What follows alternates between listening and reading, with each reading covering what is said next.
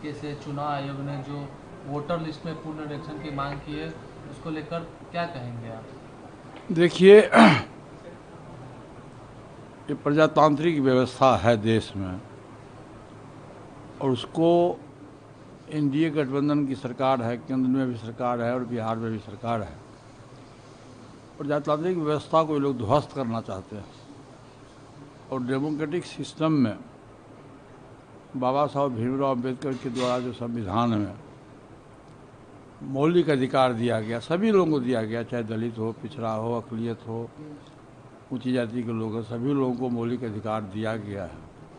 उस मौलिक अधिकार को ये लोग समाप्त करना चाहते हैं, जिसका उदाहरण है कि जैसे लोकसभा का चुनाव हुआ उस समय ही मतदाता सूची में संशोधन करने की जो बात है ये वो होना चाहिए था। यदि उस समय आपने नहीं किया तो कम से कम लोकसभा चुनाव के बाद तो निश्चित रूप से करना चाहिए था। अभी 14-15 महीना बीत गया लोकसभा चुनाव के बाद, उसमें भी आपने नहीं किया। फिर बाद में विधानसभा का चुनाव हुआ दिल्ली में, उसमें भी आपने नहीं किया।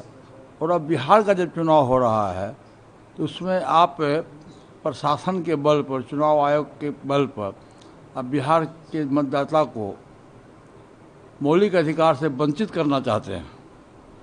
ये बहुत ही दुर्भाग्यपूर्ण स्थिति है। 30 दिन में कोई भी व्यक्ति, जैसे भी शोषित पीड़ित दलित इलाका है खास के बिहार में, अब जो दलित समाज के लोग हैं, जनरली होता क्या दलित परिवार में होता कि जो बच्चा जन्म लेता है उसका जन्म प्रमाण पत्र नहीं बनता। अब 30 दिन में वो जन्म प्रमाण पत्र कहाँ से बनाएगा, जाति प्रमाण पत्र कहाँ से बनाएगा, आवासीय प्रमाण पत्र कहाँ से बनाएगा? ये मजबूरी है। और ख़ास के बिहार में अभी देखिए भाई साहब कि पूरा बिहार का जो इलाका है, नॉर्थ बिहार जो है, वो बाढ़ के चपेट में है। पूरा का पूरा नॉर्थ बिहार 60-70% लोग बाढ़ के चपेट में है, जहाँ उसको रहने की व्यवस्था नहीं है, खाने की व्यवस्था नहीं है। और कागजात कहाँ रखेगा? वो घर नहीं है जो कागजात रखेगा, बरसात में उसका कागजात भीग जाता है। लेकिन जानबूझ के, चूँकि बिहार में चुनाव होने वाला है और एनडीए गठबंधन की स्थिति बहुत ख़राब है, इसीलिए आपने देखा होगा कि बार 4 बार अभी तक बिहार में प्रधानमंत्री जी का प्रोग्राम हो गया। कल राजनाथ सिंह जी का प्रोग्राम हुआ, माननीय गृह मंत्री जी का प्रोग्राम हो रहा है। यानी इसका मतलब ये है कि जहाँ बीमारी होता है वहीं डॉक्टर जाता है। इन लोगों को आभास है कि बिहार में जो चुनाव होने वाला है वो बिहार का मतदाता मन बना चुका है कि हम एनडीए के खिलाफ में अपना मत देंगे। तो एनडीए के जो समर्थक लोग हैं वो ये सब साजिश कर रहा है। और जो महागठबंधन का जो वोटर है, सपोर्टर है, जैसे दलित है, पिछड़ा है, अक़लियत के लोग हैं, अति पिछड़ी जाति के लोग हैं, उनको मौलिक अधिकार से कैसे हम वंचित करें, इसकी व्यवस्था भारत सरकार ने चुनाव आयोग के माध्यम से। और बिहार के जितने भी पॉलिटिकल पार्टी के लोग हैं, विरोधी लोग दल के लोग हैं, सभी लोगों ने इसका विरोध किया। ये अंग्रेज़ के शासन से भी खराब स्थिति हो रही है बिहार में। यदि भारत सरकार और चुनाव आयोग हम लोग की बात को यदि ये लोग नहीं मानेंगे तो हम लोग अंत में मजबूरन धरना प्रदर्शन तो करेंगे ही और अंत में कोर्ट का सहारा लेंगे और कोर्ट हम लोग जाएंगे सरकार के खिलाफ। कोर्ट जाइएगा? हाँ, निश्चित रूप से हमारी पार्टी जाएगी, कोर्ट जाएंगे। अच्छा पशुपति पारस जी, आपने एनडीए अप्रैल में ही छोड़ दिया है, तो अब आगे आप क्या करेंगे? क्योंकि चुनाव बहुत नज़दीक आने वाला है, तो आप क्या महागठबंधन अब कब ज्वाइन करने वाले हैं? देखिए, अभी हमारी बात हो चुकी है और चूँकि अभी 2 दिन बहुत ही इम्पोर्टेंट दिन है। 5 तारीख को हमारे आदरणीय लालू प्रसाद यादव जी का सर्टिफिकेट मिलने वाला है, राष्ट्रीय अध्यक्ष जी का। हमारा 5 तारीख को बड़े भाई साहब का जयंती समारोह है। इसके बाद हम लोग एक दिन बैठ के और बहुत जल्द से जल्द आरजेडी गठबंधन जो महागठबंधन है उसमें हम लोग शामिल हों।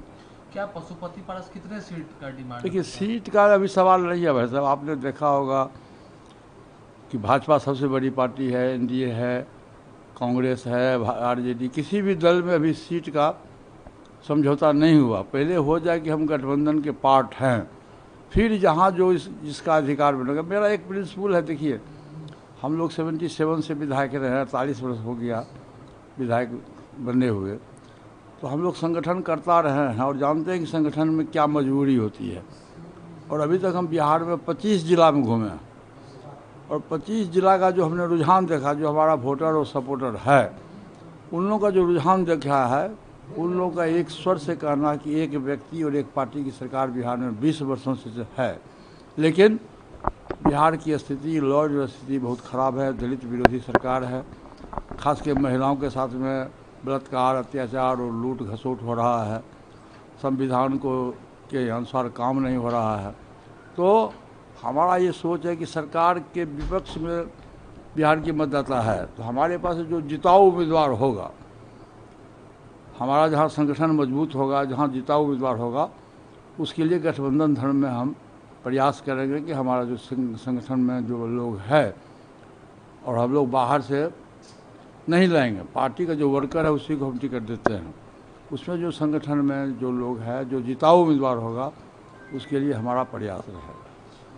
तेजस्वी यादव है, तेजस्वी यादव कह रहे हैं कि चुनाव आयोग बीजेपी के सेल की तरह काम कर रही है। मैं तो खुद कह रहा हूँ, इतना देर से मैं बोला हूँ कि मैं तो खुद कह रहा हूँ कि प्रशासन के बहाने चुनाव आयोग को निष्पक्ष होना चाहिए, लेकिन चुनाव आयोग आज की तारीख में जो एनडीए की सरकार, भारत सरकार में, उसके कहने पर चुनाव आयोग काम कर रही है, जो भविष्य के लिए और संविधान के हित की बात नहीं है। तो मैं खुद भी बोल रहा हूँ कि शोषित, दलित, पिछड़ा के अधिकार का आप हनन करिएगा। यदि 30 दिन में आप मांग रहे हैं तो 30 दिन में तो संभव नहीं है कि 2003 में जो बच्चा पैदा लिया, 2000 ईस्वी में जो बच्चा पैदा लिया और आज 2025 है, उसका सर्टिफिकेट कहाँ से लाएगा, वो जन्म प्रमाण पत्र कहाँ से लाएगा, आवासीय प्रमाण कहाँ से लाएगा, आधार कार्ड कहाँ से लाएगा, ये संभव नहीं है। इसलिए भारत सरकार गरीब गुरबा लोगों को मौलिक अधिकार से वंचित करना चाहती है।